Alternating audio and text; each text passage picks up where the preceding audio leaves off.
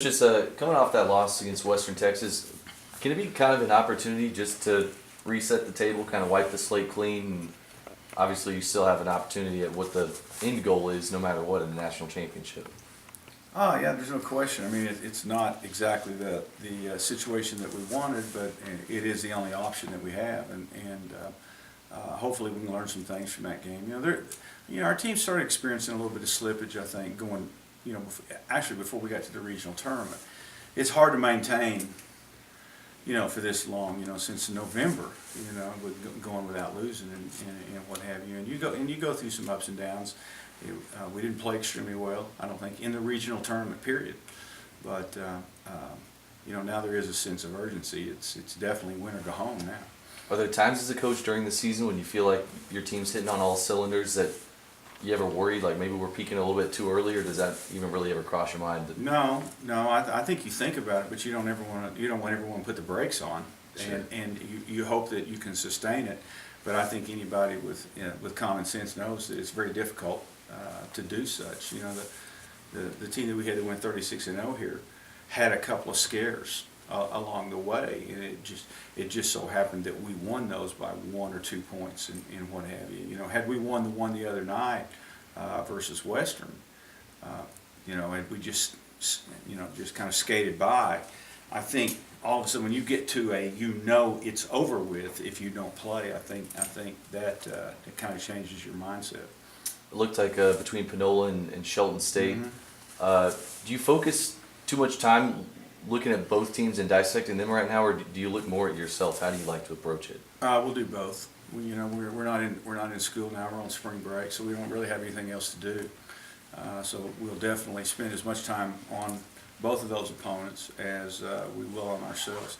The video or the film of the last two games that we've played, we've kind of broken that down and looked at that and looking for some things that we think can help us on down the road, just against anybody that we would play, not particularly those two teams. But so, in the mornings we're going to focus on ourselves, maybe in the afternoons a little bit, maybe on our opponent.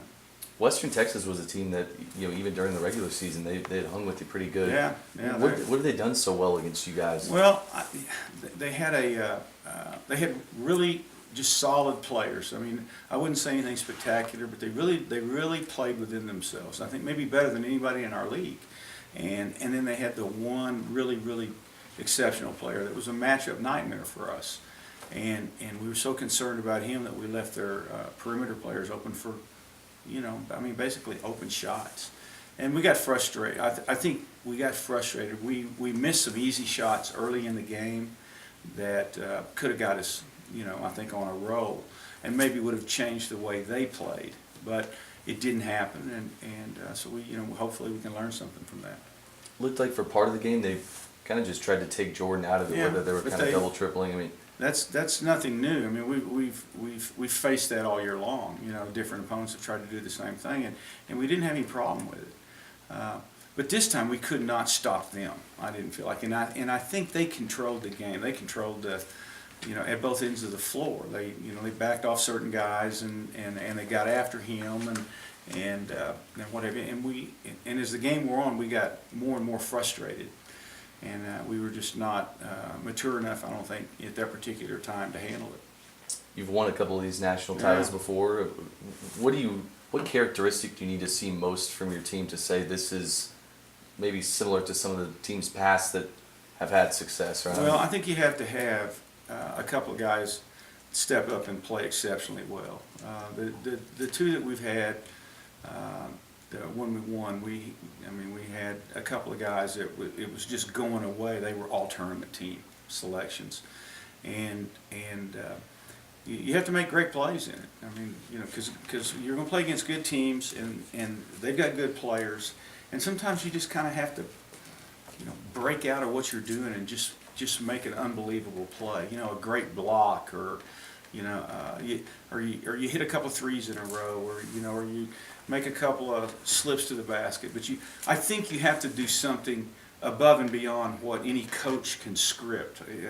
I think if I could script a perfect game, we would probably lose, because they can script a perfect defense against it. So as the game wears on, I think you have to do something exceptional, something different, something unexpected to win the whole thing.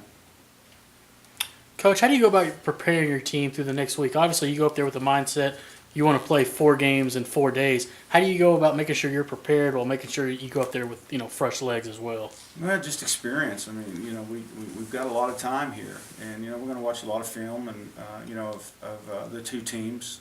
We'll be gathering that up tonight, and and just go about trying to get them ready for a new season. It's trying to get them enthused again for like how we opened up this year. Hey fellas, this is our first 2 or 3 ball games. You have a potential of 4 games. You're guaranteed 1, and I'm not at all bashful about telling them that if this doesn't happen, that's the only game you're going to get. And you're going to get to come home. So we expect to be playing on Saturday. That's the expectation of the team, and we don't back away from that. We're going to go out and try to beat all 4 teams that we play, or 3 or 2, or whatever happens. But you don't leave anything there. There's no sense in bringing timeouts home, or some plays that you could have executed, and it doesn't do any good to bring them home with you.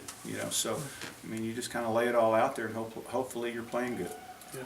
The previous 2 championships that you've had, what seeds were you guys going in and going from potentially what would be a number 1 to 2? They didn't seed it then. Okay.